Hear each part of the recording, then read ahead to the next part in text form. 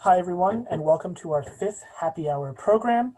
Before I let Jeff Schnabel, Kansas City branch board member and ESU board member, introduce our presenter for today, I would like to just make a couple of technical considerations. The first is that if any time during the presentation you would like to ask a question, please enter it into the Q&A or chat module, which you can find at the bottom of your Zoom screens. If you just move your mouse over, they'll appear there.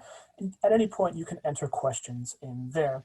I now want to introduce Jeff to introduce our speaker. Go ahead, Jeff. Okay, well, I'm the programming chair of the Kansas City branch of the ESU, and I want to welcome you to our fifth ESU Happy Hour. I would like to mention that I'm also on the Happy Hour committee that brings these programs to you. If you have ideas for Happy Hour topics, we would love to hear from you. Maybe you have a member in your branch who would like to be a guest speaker, or maybe you know someone in your community or local university that could talk on an interesting topic. We welcome all ideas for future happy hours, so please let us know. There's a link on the ESU website where you can send us your suggestions. Now for today's happy hour, I'm sure we have some guests joining us from the UK because our guest speaker today is coming to you live, direct from Cambridge, England, where it's 9 o'clock in the evening. You'll also see I've invited Mr. Carson to our happy hour. As you can imagine, he appreciates proper British cuisine and he's looking forward to the program. If all of you are as fond of the Downton Abbey TV series and the movie as I was, I know you will enjoy meeting our guest today, Dr. Annie Gray. Annie is one of Britain's leading food historians, specializing in British food and dining from 1600 to 1960. She is also a chef, author, and broadcaster. She has published 4 books, including the best-selling The Official Downton Abbey Cookbook. Her most recent book, she's holding up there, is Victory in the Kitchen, The Life of Churchill's Cook. It was published just this year. It is the story of Georgina Landemare, who was Winston Churchill's cook during World War II. Annie's academic background includes 2 master's degrees from Oxford and York universities, and a PhD from the University of Liverpool. At the end of the program, after the Q&A, we'll have drawings for her 2 books and for this Downton Abbey mug right here. So now let's turn to Cambridge, England, and let Annie tell us and show us the world of British cuisine. Hello, Annie, and welcome to our ESU Happy Hour. Hello, thank you very much for having me. I apologise slightly, I think, for the strength of the cocktail that I proposed for you all. It is something of a killer, but it is a happy hour after all, and I don't think 4 o'clock in the afternoon is too early, is it, these days? I'm going to share my screen now and take you into the world of Downton Abbey.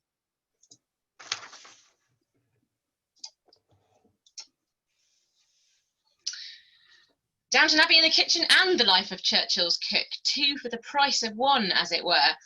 What I want to do tonight really is to talk to you a little bit about 20th century food and dining effectively, because that's what these books are really about in essence. The world of Downton Abbey is the world of a soap, let's face it, whereas the world of Churchill is a much more historically serious matter. But I don't think the 2 are incompatible, because if you're interested in history, then surely you're interested in knowing as much as you can do about the past, and hopefully in putting that into practice a little bit, at least in your own kitchens. This is the Edwardian country house as seen at Downton Abbey. This is a scene which all of you who are familiar with the series will also be familiar with. Those of you that haven't watched it, well, it's up to you if you want to rush out and see it. Don't let me persuade you, although don't let me dissuade you either.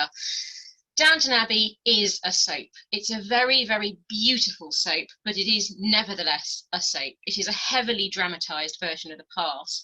And although it looks very, very accurate, I'm afraid to break the news to you that it is not 100% an accurate depiction of British life within the aristocracy, within country houses at that period in time.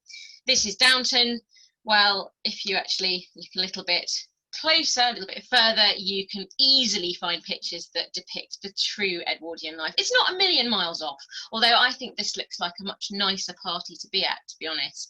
There's something about the soft lighting, the fruit on the table, the flowers, the lace. It's all very, very beautiful and very, very feminized as well. And that's one of the key things about dinner at this point in time. Gone was the old way of putting all the food on the table at once, huge joints of beef, and in has come a much, much more measured way of serving food, a style known as à la Russe, which was the sequential service that you see in Downton Abbey. This is backstage at Downton, the kitchen. This is actually the travelling exhibition that was going around the States and indeed other parts of the globe at the back end of last year, and I think was still supposed to be going around at the front end of this year, although whether that happened is anyone's guess. This was the stage set that was effectively 3D printed in Singapore, so that everybody could come and see what the kitchen looked like. You can see on there quite obviously that the windows have just got a sort of veil behind them and there's light coming through them. And this is a fairly good view of what a kitchen in the Edwardian era would have looked like. So when Downton Abbey opens, it's 1912, the sinking of the Titanic. It's very much prime what we would call the Edwardian era, the golden age. There are issues. The sieves on the wall and the bunt moulds stuck on nails at the back are certainly not something that I've ever seen in a kitchen of that era, but it does look pretty for the cameras, let's face it, so we can sort of slightly gloss over it. At Downton Abbey, the kitchen is all you see. You don't see any of the other rooms that would have been attached to a kitchen. So the scullery, the larders, the cook's room, dry stores, wet stores, all these enormous amounts of rooms that actually formed the kitchen. They're all written out because, quite frankly, how would you cope with filming in so many spaces? It's just not necessary in terms of making a drama. So this is what a kitchen really looked like in the Edwardian era, and you can see not that different apart from the fact that there's a lot more going on. There's certainly a lot more people. One of the issues with Downton is that there's really only Mrs. Patmore and the long-suffering Daisy, 2 people to serve the family, whereas an Edwardian kitchen at that point you would have expected to see at least 4 people.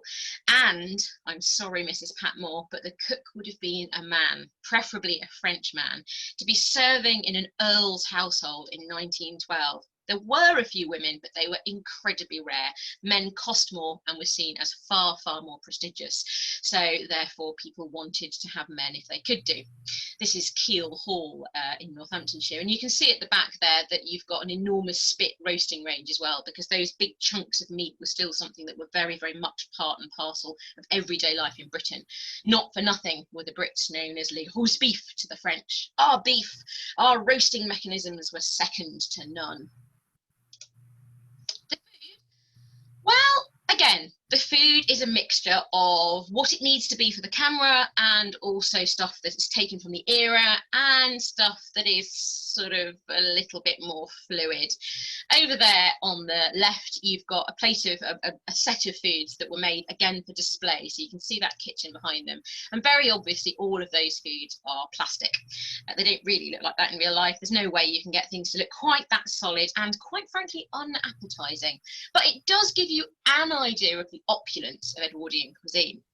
For my money, this is the silliest era of food that we've ever seen. This is the point where food, at least for those that could afford it, and especially for those that were, shall we say, nouveau riche, became something that was so far removed from reality that you couldn't even have guessed it once came from an animal.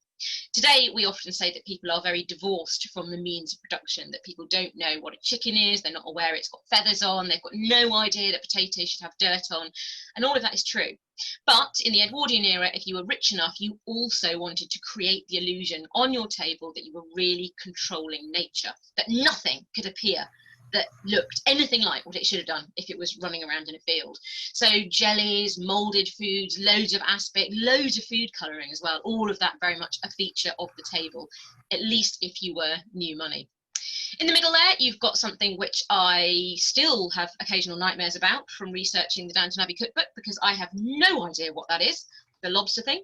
It's definitely lobsters, it's definitely red. I think it's modelled on a buisson of lobsters in a book by Alphonse Gouffet, but I'm not sure. Apparently that thing went in and out of the freezer every week or so for about 2 months, being constantly displayed and redisplayed. And this, I think, is a really good example of the kind of hoop that you have to jump through if you're filming a show like Downton.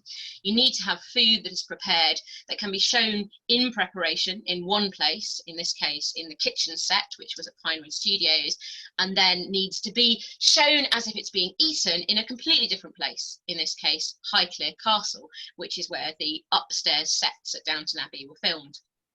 Over there on the right, you can see that you've got a kitchen sequence as well, the filming in action with those rather ghastly looking glacé cherries, which I'm not completely convinced by, but there we go. And this is the result.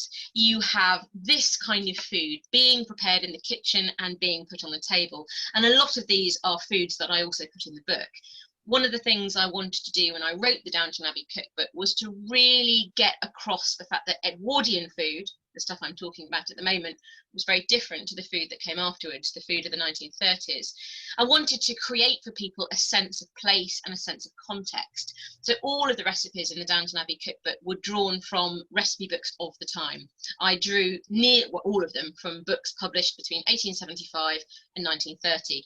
So the recipes that you can see here are all from books published between 1875 and the First World War, so 1914 to 1918. You've got kedgeree up there at the top, an absolutely beautiful English breakfast dish, which is fish, sometimes smoked, sometimes not, mixed with rice and lots of egg and cream, a sort of rice-based omelette. It's a lot like nasi goreng or some of the other rice-based dishes that you get in Asian cuisine. You've got roast beef, in that case with olives, enormous cricket cake. I was incredibly proud of that. It was incredibly sweet, and it is a triumph of the icing manufacturer's art and a triumph of artificial food colouring, which, as I mentioned, was very, very popular.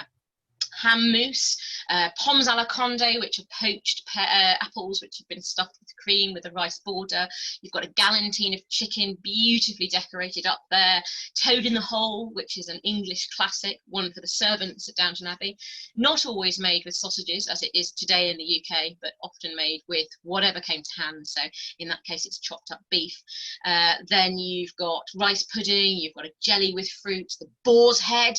That's not in the book, I do admit. I thought the average cook wouldn't necessarily want to stuff a boar. My editor was really not keen, is what I'm saying, on me putting something in the book that would have amounted to 6 pages long. But never mind. Down at the bottom, you've got a beautifully stupid pie. The cockerel on top is actually made of ceramic, and it's such a bonkers dish that you kind of can't even work out what's on it, to be honest. Christmas pudding, absolutely quintessential. No British Christmas would be complete without Christmas pudding. Lobster, another cake, a gâteau de pomme or apple cheese, a really good way to use up or to use and preserve autumn fruits. Larded mutton there, and a Dundee cake. So all of these things that people today in Britain would certainly recognise as things that were part of the classic British repertoire, with a few little nods to perhaps a more elevated type of cuisine as well. But of course, as I've already alluded to, the food changed. And one of the big reasons it changed was the First World War. How can you have 4 years of fighting and indeed rationing and food shortages without seeing an impact on food? So what you have is you have this kind of beautiful Edwardian scene, ladies around a tea table with their cake, and that all changes. You've got men dying in the mud of Flanders, led really by the government to their own deaths relatively needlessly. And then you also have the impact back here in Britain of enormous food queues. The British government at that point adopted a kind of wait and see, it'll be fine, don't worry about it, people will just regulate themselves kind of approach, which, to be fair, is something that we see time and time again with the British government. And in this case, it didn't work. So people didn't regulate themselves. They didn't fairly distribute food. What happened was the rich got a lot of food, the poor didn't get a lot of food. queues formed like this. There were riots led by women in the north of England, and the soldiers themselves started to mutiny. From their point of view, they were risking life and limb for their country. The least the government could do was to look after their wives, their children, their sisters, all of them back home. And eventually, therefore, the government did bring in rationing just at the end of the war in 1918, and that started to solve some of the food shortages, and of course later on led to the rationing system that was in place in the Second World War.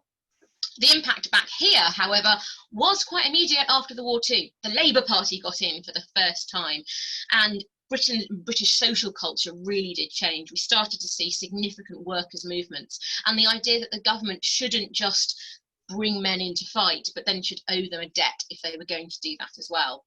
You also had a lot more women saying, hey, how come I'm now back in my place as a woman, whereas just a year ago you really wanted me to chop down trees, plough the land and play my role. So votes were given to women for the first time, and that franchise was eventually extended out to all women. In terms of the food, well, there was both continuity and change. You see that in Downton Abbey, and the series is very good at reflecting the slow pace of change in aristocratic houses. So you can see here that you've got the table at Downton Abbey looking almost exactly as it did in the previous picture of the table at Downton Abbey, only the costumes have changed. They've got that sexy 1920s look to them. And there's also continuity, a lot of continuity in the way the aristocracy behaved after the war. For every country house where the son and heir had been shot and left to die in Flanders, there was another country house which was for sale and now bought by someone who had made a lot of money in the war and now wanted a new country house. There were lots of country houses that really struggled, whose owners slowly now went into a period of decline, where houses were eventually given to the National Trust. But there were lots of country houses being built and renovated at the same time. It's not a simple story of decline and fail.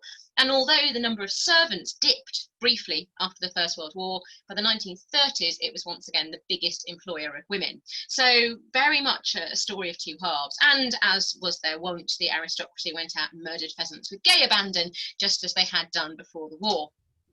But, as I mentioned, change as well. This is Eltham Palace, which is just outside London, and it is one of the most beautiful examples of 1930s architecture you'll ever get to see. So if you do at any point come over and visit England, or indeed if you are British and one day might envisage travelling again, then Eltham Palace is certainly worth a visit. It's absolutely fantastic. You can almost hear the jazz pouring out of the carpet as you wander around. There are other changes afoot as well. Women have been dining out in restaurants for quite a while by this point, but at this juncture, there are a lot of single women now making their own living, especially writing, and cocktail bars and restaurant culture really, really takes off. The London cocktail that I proposed for you all right at the beginning is definitely lethal and definitely of its age. There are so many people dead, wounded, maimed. The impact of the First World War was felt long after it. You only needed to go out into the countryside and see the number of tramps, maimed, wounded, all of them unable to settle down to a life again afterwards. It was an era of hard drinking, and especially among those with money, it was an era where you drank to forget, because quite frankly, what else was there? So as you drink the heady mix of absinthe and gin that's in there, well, yeah, you can sort of see where people were coming from. There are impacts below stairs. The number of people that want to be servants is dwindling. People really are saying, I don't really want to go and work for these people anymore. I certainly don't want to live in. And so you see more women enter the kitchen. This is the point where real Mrs. Patmore, a woman cooking for an earl, really could have existed. But you see the aristocracy bring in implements and technology to really support their servants, if they've got the money. So these are three kitchens from the Edwardian period, Edwardian era that you can see up there. You've got Audley End House, and then you've got Brodsworth, and there at the side you've got Bewley House, which is down in Hampshire. An ice cream maker of the Victorian type, which is just a metal pot in a wooden bucket, and a refrigerator of the Edwardian type, which is a box full of ice. And you can see the way these all change it. So that is the 1930s kitchen at Audley End, now used as a storeroom. That's the one over at Broadsworth, which has a 1930s Aga. And then that kitchen, which is at Bewley, and most of these are resited as well, so they become much smaller spaces. And you have things like electric fridges and egg whisks come in, which you see at Downton Abbey. There's a whole set of episodes around Daisy and the egg whisk, and you see that changing technology creep in at Downton very much, which of course impacts again on the food. This is the kind of food that you would expect to see in the 1920s and 30s, and this is the food that to some extent you do see on screen at Downton. So things like those little orange baskets at the top, which have got little playing card emblems on. The thing with the clock is a salad. It's got about an inch of mayonnaise on top of it, so it's not one of those health-giving salads that we would expect today, but it is nevertheless a salad, trust me. Brussels sprouts, always a perennial favourite, really very much associated with Christmas in Britain. Then you've got, as you can see there, bananas coming in, lots of exotic imports, especially Californian fruit and Hawaiian fruit as well. So this is the big age of the pineapple with Jim Dole and his pineapple company, and so on and so forth. You've got spotted dick there, that's the one with the custard jug, a charlotte, simnel cake with the little ducks on, a sort of basically slightly healthier salad, although there's still quite a lot of cream, meringues. One of my favourite recipes in the book, the orange layer cake, took ages to get right, but it was totally worth it. And the other thing you start to see is more and more proprietary branded products. So things like Bird's custard, which was invented in the 1850s, really starts to make an impact. Bovril, which is beef extract, Cadbury's ready-made milk chocolate, and things like that, ready-made gelatin. Previously, cooks would have said, no, absolutely not touching these will devalue my job.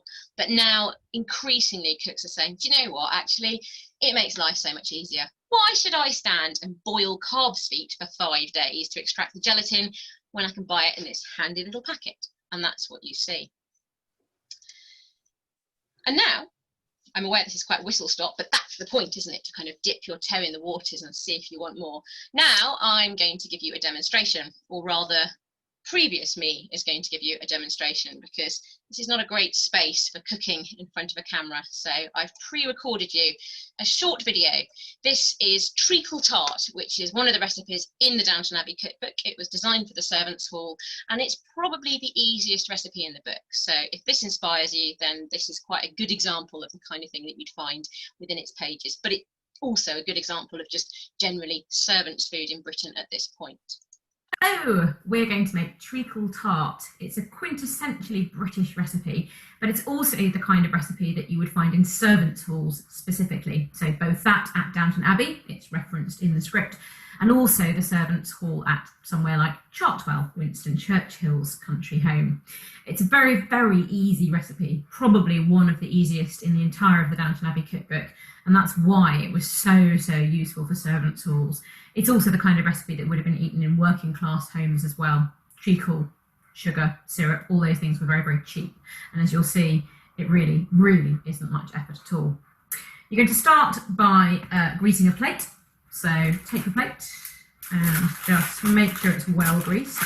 Your plate can be anything that will go in the oven. So this one is enamelware, but it could also be a ceramic plate or even a shallow pie dish. Just make sure that you adjust the amount of pastry and filling depending on how much bigger your dish is than my plate.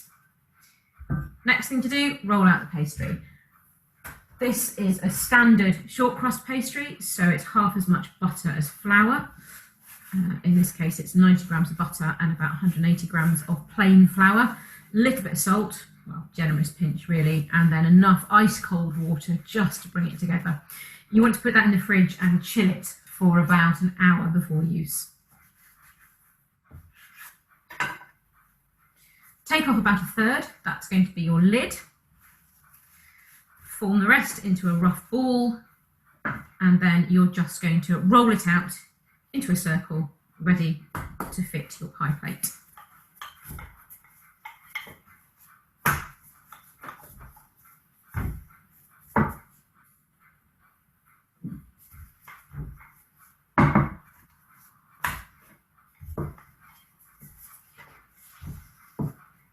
It doesn't need to be particularly pretty or exact.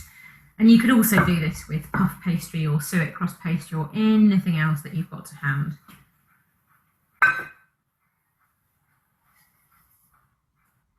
Use that to line your plate. Make sure that it's pressed down to form a dish shape and that there are no air bubbles. And then just trim the pastry off.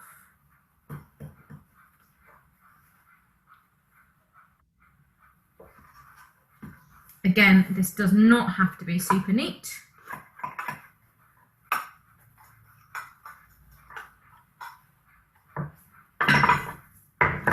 There you go.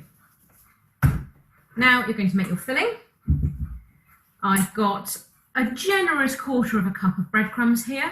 In this case, I'm using brown breadcrumbs, but you can use white breadcrumbs. You can even use cake crumbs, whatever floats your boat. As I mentioned, do have a look at the size of your pie dish because you may need more or less breadcrumbs depending on how big it is. You want about the same amount of breadcrumbs in treacle, or golden syrup as we call it in Britain. This is a particular style of product. You can buy it in the States, online or in specialty grocer stores. But if you really can't get hold of it, you can use corn syrup with a tablespoon or so of molasses run through it as well. So I'm putting a generous 1/4 cup in there. Clearly I believe in measurements.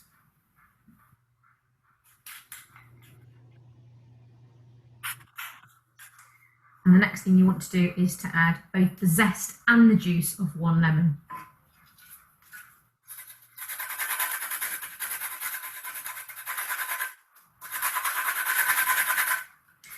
Clearly, if you have a microplane grater, it does make this a bit easier, but I'm trying to be accurate to the 1920.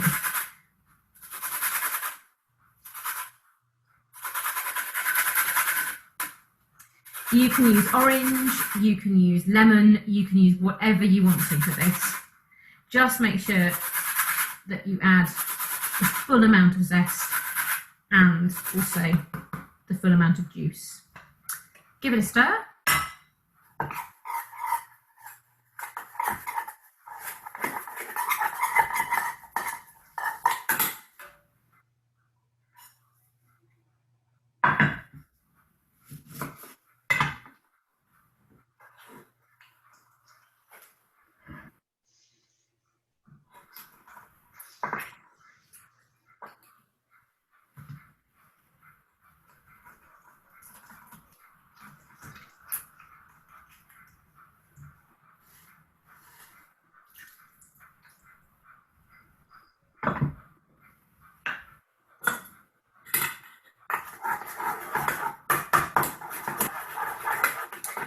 You're looking to get your filling to be about the consistency of thin porridge or thick soup, I suppose.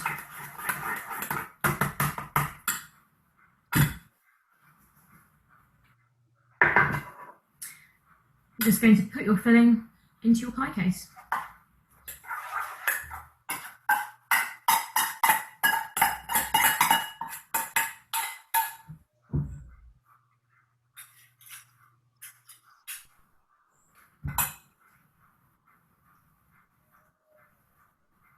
It might not seem like much filling, but the point of this pie is that it's very simple, very light, very easy to eat. This isn't the kind of deep dish pie that's a meal in and of itself. It is just a little sort of sweet nothingness to end your dinner with. Now take the remaining pastry and roll it out to form a lid.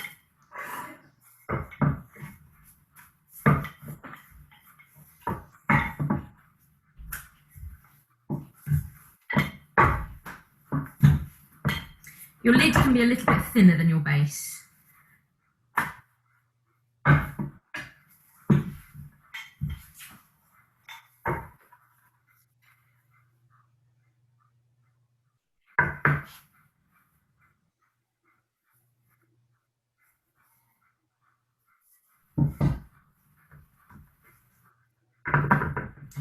Press it down quite roughly because then you're going to crimp the sides in so it sticks. For this, you'll need a bit of flour on your fingers. And to crimp, you're just going to take your forefinger and then the forefinger and thumb of the other hand and just pinch all the way around. It is worth trimming the crust before you do it.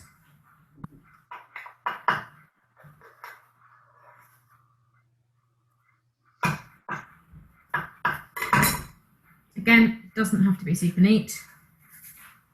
It is for the servants after all.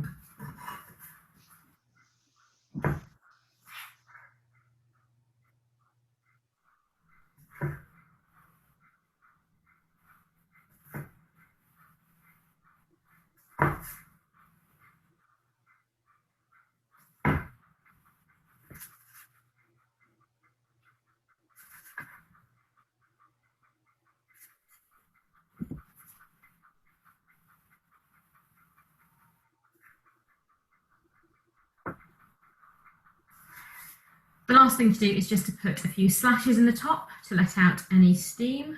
I like to put 3. You can glaze it with egg, it's entirely up to you, but it doesn't really need it. This now needs to go into an oven at about 200 degrees centigrade, which is 400 degrees Fahrenheit, for about 30 minutes.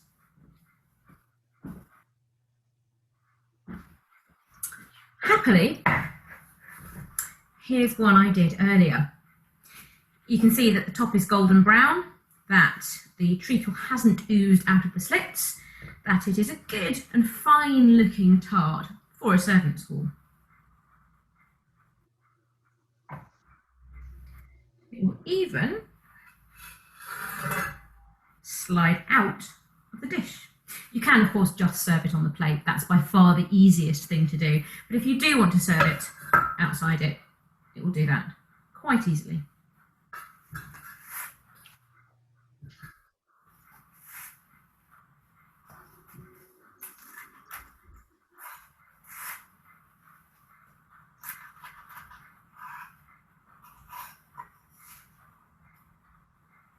And there we go. Beautiful slice. Perfect balance of pastry, breadcrumbs, treacle and lemon.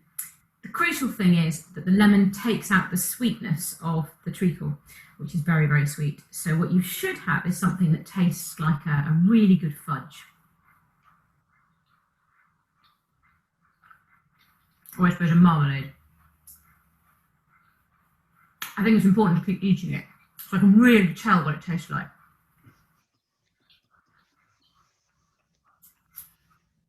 It's a hard shit. Anyway, you'll find the recipe in the official Downton Abbey Cookbook, and I will also put it up at the end of the presentation so that if you want to, you can take a photograph of the screen or a screenshot, or just hastily write things down and you've got it to cook at home. As I say, it's incredibly easy, incredibly tasty, and incredibly British. Now, I partly picked that recipe because it bridges the gap really nicely between Downton Abbey and our next topic, which is Churchill's Cook. The recipe as well, I think Jeff will send it to you all as well if you really want to. So just ask, and I'm sure we can get that recipe to you in some way or means. Victory in the Kitchen. The Life of Churchill's Cook. This was a book that came out earlier this year. Not the best timings, it's got to be said, because all of the publicity events that I had for it have obviously been somewhat destroyed by the current virus situation. But nevertheless, it is a book I remain incredibly proud of. I suppose the books that I write tend to fall into 2 camps. There's the books a little bit like Downton, which are commercial, which are great for reaching a massive audience, but where the history by necessity has to be very light. And then there's the more research heavy books that are a bit more like doing a PhD and are immensely more stressful, less likely to be read by a wide audience, because you do have to be interested in reading non-fiction and sort of reading, I suppose, proper books of it rather than dipping in and out of, and a lot of people don't have time for that. And this is definitely one of the latter type. This was something I really enjoyed writing. It was an immersive, brilliant experience, and it was an amazing thing to be able to find out about the life of this woman who I think is a bit of a forgotten culinary hero. One of the problems with Churchill is that everybody writes about him. It's the same with other characters too. You only need to think about Jane Austen and the number of Jane Austen films that we see, as if nobody else wrote anything worth making into a film in the past. If any of you happen to be filmmakers, may I allow myself to make a plea for Mary Elizabeth Braddon, one of the best 19th century authors you've never heard of. Writes real bodice rippers involving chase scenes and poison and bigamy and all sorts of things. So Churchill is, in my view, overwritten. There are about 1,000 biographies of Winston Churchill, and really the world doesn't need any more. But he is incredibly fascinating. He fascinates a lot of people, both in Britain and worldwide, and he remains a really important and indeed very divisive figure. You only have to think of our current head of state, Boris Johnson, and the way in which he thinks he's Churchill reborn. Hint, he isn't, to see that it really does resonate. Churchill resonates throughout the past. I didn't want to write a book about Churchill, really didn't. I like to write about women, I like to write about issues, I like to write about things people have forgotten, and through the everyday, really, bring alive the past and get people to reflect on their own experiences, but also about the way in which they view history. But I was perusing an archive of recipe books, and I found the recipe book written by Churchill's cook during the war, and I thought, oh my goodness me. How has nobody written about this woman? How has no one explored Churchill through his food? There is a book on Churchill and his food, but it doesn't look at the characters. And to me, it's human history. That's what it's all about, people and relating to people. So here is Churchill on the steps of the Health Ministry on VE Day, waving at the crowd. What you don't see is his cook behind him. She'd just come upstairs from where she was preparing his meal. As he came off the balcony, he saw her and he broke away from all the people surrounding him, came across to her, shook her hand, and said, I could not have done this without you. And then he took her out onto that balcony to see that very crowd, and she said it was the proudest moment she had. She felt that all the hard work and all her efforts throughout her life had been worth it. How could you not want to write about somebody who that happened to, and yet somebody who's not even mentioned in most books about Churchill? Really, that story features but very little else. So here she is, the woman herself, Georgina Landemare. Born in 1882, died in 1978, so very long-lived. And really, the things she must have seen in her life, absolutely incredible. She is a bit of a hero, as I said. She started off born in very, very rural Britain, really, in Albury, which is just outside London. Today, it's a commuter town, very picture-perfect, very beautiful, very expensive. Still supports a village shop, which is relatively unusual, but it's partly because it's now swamped by London. When Georgina was born there, though, it was very much a rural village supported by the straw plaiting industry, believe it or not. Her parents moved to London. Her father was in service as a coachman, and then she eventually followed them into service too. Her life was really typical. In some ways, it was so achingly typical, you almost think, really, this is such a stereotype.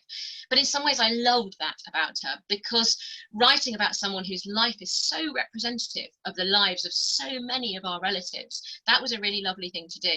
The number of times I talk about Georgina and people will come up to me and say, well, my ancestor, my grandmother, my mother, my great-grandmother, she was in service and she must have been like this as well. That's really given me an insight into her life. And I sort of think that's the point of writing about someone like Georgina. She represents all of our ancestors.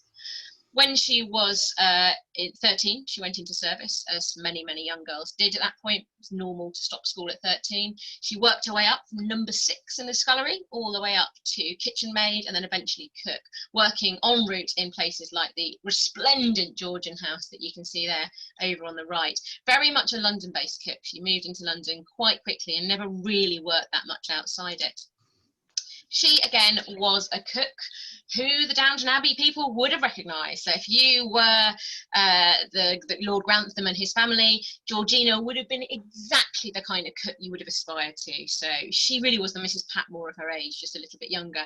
And all of that excessive Edwardian food that we just talked about, that's what Georgina learnt to cook. She kept a memoir, which doesn't survive because she ripped it up into tiny little pieces and she washed it down the plug hole of her sink in her bedsit. Her daughter, they were going through a horrible, horrible phase in the 1970s. Her daughter had breast cancer and her son-in-law told her that no one would ever be interested in her life. So what was the point in her memoir? Hence the fact that she shredded it and put it down the sink. About 15 pages of it still exist, just covering her early childhood. And she talks about cleaning mold. She talks about cleaning the tiny little intricate copper molds, and you can see those on these pictures really, really clearly. At the top there, that thing with what looks like spaghetti sticking out of it, those little horseshoe shaped things are horseshoe molds. They're blancmanges molded in horseshoe molds. You've got the biscuits which have been cut out with molds. You've got the black and white picture with the paper cases. They are quail which have been put into tiny little paper cases, having first been molded in aspic. You've got a snipe's head sticking out of a pie, because why wouldn't you if you're Edwardian? I mean, control of nature, yes, but you're controlling it at that point by putting the head on a spike and putting it in a pie. It was a really Edwardian thing to do. And you can see all of that food is very, very primped. It's very, very, very controlled. It is even more controlled than the food I showed you from Downton. The difference being that the food for Downton Abbey families are very much old money. They've got an element of that kind of nouveau frou-frou silliness, but the milieu that Georgina was cooking in was even sillier, even more new money. Very much wealthy bankers, wealthy traders, some of the most wealthy people in London, but they were all new money. They didn't worry about employing French male cooks or any of this stuff. They just wanted someone who could cook, and Georgina could certainly do that.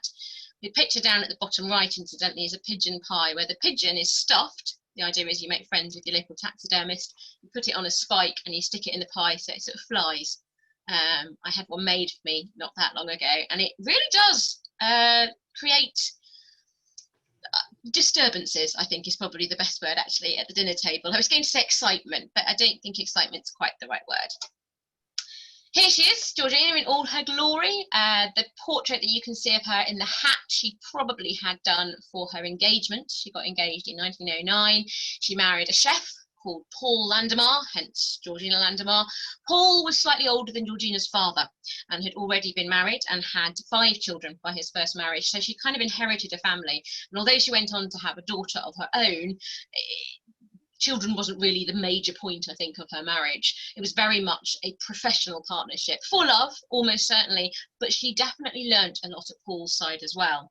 In the middle there is a picture of her when she was, well, that's in the 1920s, so she would have been in her 30s, and you can see she's very serene looking, but by this point she's turned herself from a very, very good British cook, cooking mainly British food with some French twists, to someone who can work just as easily in the French idiom. So she has picked up loads and loads of dishes from her husband Paul by this point, and has started to be able to market herself as someone who can not only cook British food but also cook French food, which was still very sought after. Even if you didn't employ a French cook, you kind of still wanted French food, because that was what was posh. The picture over there on the right, you can see there's Georgina, there's Paul and their daughter Yvonne in this lovely sort of family portrait.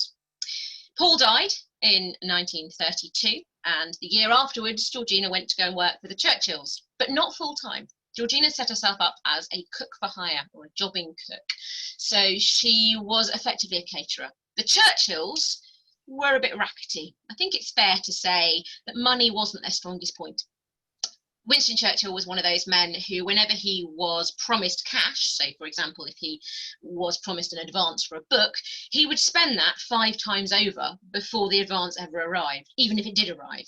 He could never keep within his means, and as a result of that, the Churchill family employed really awful cooks. Normally they were very young girls who Clementine would train up, and one of the most fascinating things about researching this book was really finding out quite how rackety their household was. By the 1950s, they'd been blacklisted by every employment agency in London because they just didn't pay their staff and also treated them very badly. But this is 1936, this particular book you see here, and this is one of the menu books from the Churchill family. Over there on the left, you've got the handwriting of their normal cook, and you can see the kind of things they were eating on an everyday basis. St. Kidney pudding, Brussels sprouts, potatoes, biscuits, cheese, baked beans on toast. Hardly what you'd expect from the younger son of an aristocrat, but exactly what you'd expect from someone who was a little bit down at heel and couldn't quite afford to keep the house he wanted. But come the weekends, come the guests, and at that point he would employ a much better cook, Georgina, and that's what you can see there on the right. The crossings out and the scribblings were Clementine Churchill correcting the menu book, but that is Georgina's flowing handwriting, and you can see all of her recipes were written in French, immediately elevating them. Even if it is just eggs with a bit of tongue, which is what œuf écarlate at the top are, doesn't it sound better in French? œuf écarlate. I mean, so much better than scarlet eggs. So that's the kind of thing she was cooking. She continued to work as a jobbing cook right up till the outbreak of the war. The Churchills couldn't afford to take her on permanently, nor would they have thought of doing so, because they were quite happy to sort of mix and match. But when war was declared, Georgina, by now in her 50s, there must have been a certain level of what's going on now? What's going to happen? She's already lived, don't forget, through the First World War. She knows what's going to happen. All of her clients will dry up. The aristocracy will move into service flats in London. Their houses will be turned into hospitals, into training bases. So Georgina must have thought to herself, I need an employer who really likes food, who wants to use food as a tool of diplomacy, who will value me as a cook, and who's definitely going to have a job for the duration of the war. What that meant in practice was it had to be Lord Halifax or Winston Churchill, because they were the only two at that point who had stood forth and would continue to stand forth against Hitler. It was quite clear Churchill was going to get a job. It was lucky for Churchill that war broke out in many ways, because I think otherwise he'd have just gone down as a sort of random has-been. But it did break out, and of course he swept into power, came into the Admiralty, and then became PM. And Georgina offered her services to the Churchills, and Clementine, because it was Clementine who ruled the servants, Clementine accepted extremely fast. Georgina would have taken a pay cut, but at least she had secure work. And she stayed with the Churchills from 1940 until 1954. She was their longest serving servant, and they were also her longest employers. So there was a real reciprocal relationship there. This was, of course, the time of rationing, and much has been written about the ration, and much has been written about how fair it was and how equitable it was and how it was a great class leveller. And it was on paper. On paper, absolutely everyone got the same. Churchill and Mrs. Smith down the road, the same ration. And this was roughly what the ration was. It varied depending on the year. So you got a small amount of bacon, a really small amount of tea, you've got some preserves, you've got 2 ounces of lard, 2 ounces of butter, 2 ounces of margarine, etc., etc. The thing was, you could supplement the ration. This was your basic allowance. You had to pay for it, obviously, and this was what you were entitled to. You'll note there are no fresh fruit and vegetables on there. There's no offal, there's no fish. All of that was off ration. But you could also perform swaps, bartering, if you will. So Mrs. Smith down the road, she knows a woman in the country who keeps rabbits. Mrs. Smith's got an allotment. So Mrs. Smith is going to swap some of her lettuce and beetroot for her mate's rabbits. And that's how it's going to work. Churchill's mate down the road is the king. So Churchill's not doing any swapping because he's too busy, but the king will send him sides of venison or plover's eggs, or Stiltons will arrive. There was all sorts of ways to get around the ration if you were Winston Churchill.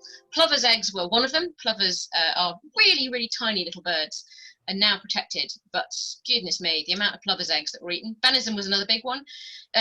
Churchill at Chartwell had a market garden, a kitchen garden, so lots and lots of fresh peaches and pears, honey from his own hives, and Stilton seemed to pour in from everywhere, despite the fact that at one point the government was going to ban it because it was much easier to produce cheddar, which was also easier to chop up, which is why cheddar became really the cheese of the war, and we nearly lost the entire British cheese industry just because it was too difficult to chop up a good goat's cheese to put into the ration. Well, the war went on and on. There were notorious incidents. Another one that sometimes makes it into the history books with Georgina concerns a bomb in the kitchen at Downing Street. You can see that huge window there. That at one point exploded into the kitchen moments after Churchill had hastened everybody down to the shelter. Georgina always said that he saved her life that night by making her go to the shelter because she was standing there cooking a pudding, ignoring the sirens, which happened every single night. Apparently, he said, if Mr. Hitler gets you, I won't get my soup, which perhaps sums up his attitude. But either way, he did save her life, and she apparently was more upset by the rubble in the kitchen than by her potential brush with death. And there's the balcony again that you've seen. Georgina did eventually retire in 1954 and then came back again in 1955 because the Churchills couldn't live without her and she was incredibly lonely and very, very bored without them. She went on to live until 1978 and she did eventually settle into the role of grandmother, and you can see her over there on the right being interviewed. I think that was her 95th birthday. And she published as well a recipe book, Recipes from Number 10, which you can see there, which is fantastic. It's one of those books where you read the recipes and you think, nah, that looks too simple to be true. And then you cook it and you realise it's simple because it's brilliant. So she really, really was very, very good. But because her life spanned so many years, within writing Victory in the Kitchen, my book, I was able to really talk about everything. all sorts of things, from straw plaiting in Dunstable to the way in which etiquette worked, to the stupidity of 1930s salads, to the way in which the ration worked. I mean, it was brilliant. It was like a whole riot through 20th century history. It left me with an abiding respect for Georgina Landemare, who, as I said at the beginning, I think is in some ways all of our ancestors. So many of us had people who worked in service, who were very much working class, who were brought up within that milieu, who sought a better life and in some cases got it. But no one's ever heard of her today. So my plea to you is, next time someone goes on about Churchill, just smile sweetly and say, oh, well, Churchill, yes, but he'd have been nothing without his cook. I shall stop sharing my screen in just a moment and open up to questions, which I think you've been submitting through the chat button. There is the recipe for the treacle tart, which I will leave up for just a moment in case any of you want to take a picture of the screen or whatever else screenshotting thingy-me-what's-its you want to do. But as I mentioned, don't worry if you do not have time to do that, or if you've got nothing to hand to write things down with, because I'm absolutely certain we can get that recipe to you if you want to cook it in any way, shape or form. Yes, the recipe will be included in the email that goes out tomorrow to all people who attended, so you will receive it in your inboxes. There you go, like magic. Like magic, but we do have a couple of questions here already. So actually one is, the first is, with all due respect for Her Royal Highness, wasn't Queen Victoria widely considered the Queen of Gluttony? Oh, absolutely, yes. No, she was. My first book was on Queen Victoria. Yeah, very much. I mean, Queen Victoria loved food, really loved food, in a sort of, I think today we would probably suggest she had an eating disorder kind of love of food. But she was relatively trim and managed to control her eating while she was married to Albert. I think partly because Albert was quite a controlling man, and then when he died, that's when she sort of really piled on the pounds, and I think rediscovered food as her first love. But she would eat anything. There was nothing that she wouldn't at least try, and actually I think she's quite admirable from that point of view. I mean, today we are taught to sort of fat shame and to think that if you are that kind of size there must be something wrong, and actually when you look at Victoria's life and how unhappy she was at various points, I totally respect her choices. The fact that as an 80-year-old she was still looking for new things to try. You know, there's a brilliant incident in the 1880s where there's a health exhibition in London and there are Chinese chefs that have been brought in to cook for this thing, and she gets wind of this and says, well, what are they doing down there? I want them here. So she brings the chefs up to Windsor so they can cook her bird's nest soup so that she can try that. And you know, she's mad keen on curry cooked by her Indian servants, so as authentic as it can be, unlike most of the British curries at the time, which are just yellow and that's all you can really say about them. So she was an absolute glutton, but she used food carefully, is what I would say. She could spend hours eating a meal and really draw it out, and everyone hated eating with her, but she could also put away the same meal, which would have been about 11 courses, in half an hour. So, and then you all had to keep pace with her. So at that point, obviously, it's horrible eating with her because you're basically just desperately shoveling food in before the Queen is finished, and she was pacey. So she used food, she loved it, but she also knew its value. Great. The next question from Dave Grissett is, what was Churchill's favorite meal or dish? Churchill was very good at curating his own image. So when you read about what Churchill liked, you tend to come up with things like Irish stew and plain food, because he liked to promote himself as a good beef-eating Britishman. And certainly when he visited the States, he was very, very keen on this, and was notorious for sort of eating vast quantities of food. And apparently the sort of rationed, starving British would descend upon meal tables and just leave them like locusts. Eleanor Roosevelt was just at her wit's end, because whatever she fed them, they would eat, and then they would eat seconds. So it's very difficult to find out what he actually liked, because he was so busy promoting what he thought he should be liking. Irish stew seems to have certainly been true, and beef certainly was another thing that he did eat. He liked to have beef for dinner and then have a little bit of it left the next morning for breakfast, so he normally had meat for breakfast, sort of cutlet or something like that. Boodle's orange fool comes up quite a lot in the menu books, and Georgina has a recipe for it, which I've put in the book actually, which is absolutely beautiful. It's sponge cake soaked in basically just cream and orange and lemon juice and zest and sugar, and it's incredibly simple and really, really refreshing. So he liked that. He definitely liked caviar as well, so his tastes were not always of the most plebeian. Mainly he liked booze though. I mean, the man's appetite for anything alcoholic apart from beer was enormous, to the point that he had a second fridge at Chartwell just to keep his champagne in. So, you know, man after my own heart in some ways there, but certainly didn't do his waistline any good. Or indeed, I think his general demeanour. There were rumours he was an alcoholic, although if he was, it was only in the way that everybody of his class was an alcoholic, which was just everybody drank an awful lot, and he certainly hold it. So there was never a problem with alcoholism. It's just that he drank a lot. All right, so the next question comes from Clark Goodwin, who asks, can you quickly summarize how you were able to be the writer of the official Downton Abbey Cookbook? My agent works for a bigger agency, and they represent Jessica Fellows and have long dealt with quite a few of the Downton Abbey spin-offs, which have often been published by the same publisher, Weldon Owen. I think what happened was the publisher decided that a cookery book would be a good plan, spoke to Carnival NBC who make it, who agreed it would be really good to have an official book, because there are several unofficial books out there and they're not always very accurate, and one in particular has not a great deal of understanding of sort of British country house life, I suppose. So they then approached me because I'm a food historian, because I had an existing relationship with the agency, and said, was I interested? To which my response was, I've never watched Downton Abbey. I mean, I know all the plot lines because I used to work in costume, and wherever we were working in costume as Victorian cooks, and people would come in and say, oh, it's just like Downton Abbey. To which our response was usually, no, we're 40 years before and historically accurate, madam. But I thought, well, actually, wouldn't it be better, rather than sniping from the sidelines, to be part of it, to write something which won't annoy me, so that if I then, as a historian, see the official Downton Abbey Cookbook, I'll know it's right. And also harness the power of this enormous global phenomenon to actually get some really good history into people's hands.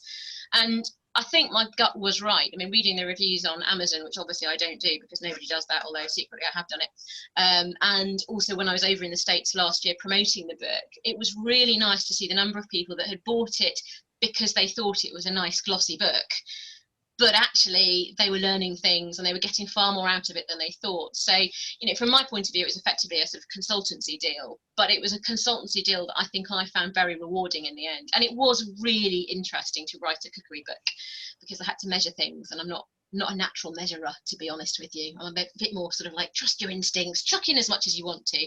I had to be sort of trained to put in teaspoons instead. Awkward. All right, I think that concludes. Oh, wait, hold on. I believe Annie was recommending a British series on TV earlier in her presentation. Didn't catch the title. I don't think I recommended a TV series. I recommended an author, Mary Elizabeth Braddon. And if you're interested in that, her best books, I think, are Lady Audley's Secret and Aurora Floyd, both excellent. I mean, I can recommend a series. If you want a really good series, you'll struggle to get hold of it, but it is excellent. There's an amazing series from the 1980s called The Victorian Kitchen, presented by a lady called Ruth Mott, and it is one of the most glorious things you will ever see. BBC doesn't make it like that anymore. It's absolutely fantastic. All right, well, I think that will conclude the Q&A section, so I think we'll go on now to the awarding of the prizes. I have the names here. Jeff, the first prize that we're awarding today is which one? It will be the Downton Abbey, official Downton Abbey Cookbook. Excellent. So the winner of the official Downton Abbey Cookbook is David Skaggs from Colonial, North Carolina. Just so you know, all winners, I'll be confirming your address after today's presentation for mailing of these prizes. So congratulations, David. Next prize, I believe, is the Downton Abbey Cookbook, which... No, Victory in the Kitchen. Oh, sorry. Yes, Victory in the Kitchen. Sorry. Victory in the Kitchen. And the winner of Victory in the Kitchen is Sophie Franzen Moyle from Sandhills.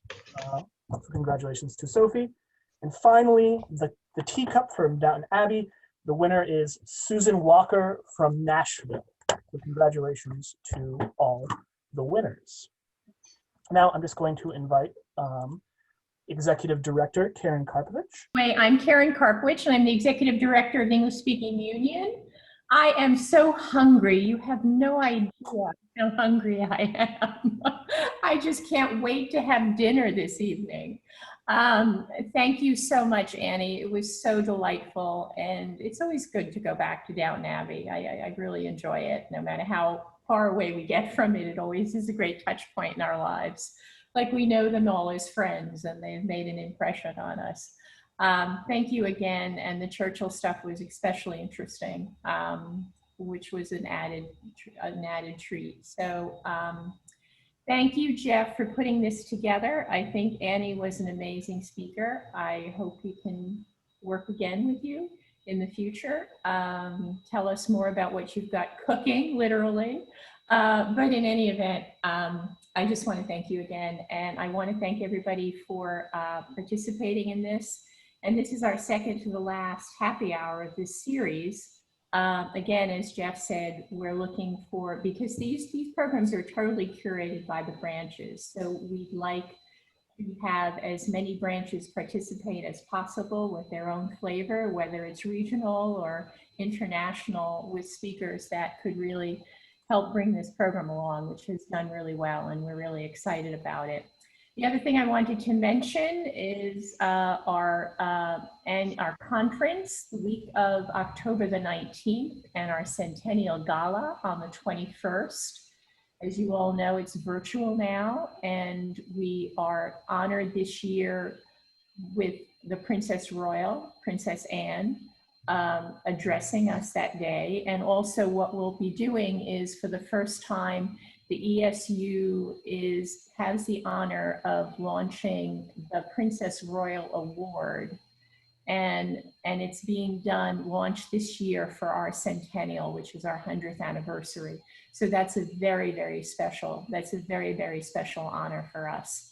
So I hope as many of you come to that as possible, and also participate in the conference that week, when we'll be doing a few of our own happy hours. We have a tour with the Art Deco Society of New York, celebrating the Jazz Age in New York, which is when the ESU was founded in the United States. And we'll be doing a tour of Art Deco on 42nd Street. We'll also be having a speaker on Noel Coward, and some other things that I think you're going to find really exciting and interesting. So please come. It's a contribution and a $25 fee to be part of the gala. So you'll be receiving more information. Thank you all again, and I will see you in 2 weeks for our last happy hour of this series. Have a good evening and enjoy your dinner. Bye-bye. Bye. Thank you, Annie. You're welcome. Have a good evening, all of you. All right. Bye-bye. Bye-bye.